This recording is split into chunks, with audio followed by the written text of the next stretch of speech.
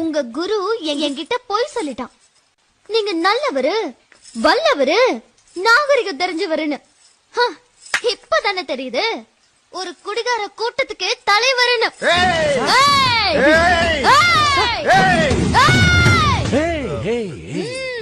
சபாஷ், சரியான போட்டி. அப்பா, எனக்கு இவர் பையன் வேண்டாப்பா. வேற நல்ல மாப்பிளைய பாருங்க. என் பையன் யார் தெரியுமா?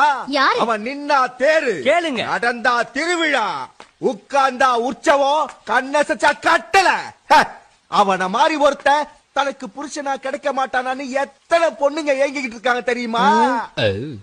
அவனை விட ஒரு நல்ல மாப்பிள்ள உனக்கு கிடைப்பானா? ஐயா சும்மாறா.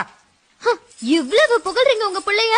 கேக்க நல்லா இருக்கு, ஆனா அவரால சுயமா முடிவெடுக்க முடியலையே. யார் சொன்னது முடியாதுன்னு? அவன் எடுக்கிற எந்த முடிவும் தீர்க்கமாவும் தெளிவாவும் சரியாவும் இருக்கும். இல்லங்கிற. ஆமாங்கிற. இல்லங்கிற. ஆமாங்கிற. அப்போ என்ன கல்யாணம் பண்ணிக்கணும்னு உங்க பையன் எடுத்த முடிவும் சரியா தானே இருக்கும்? ஆமா. கிழிஞ்சது. அப்பா, அப்ப எங்களை ஆசீர்வாதம் பண்ணுங்க. உங்களா? என்னையும் உங்க பையனையும் தான்.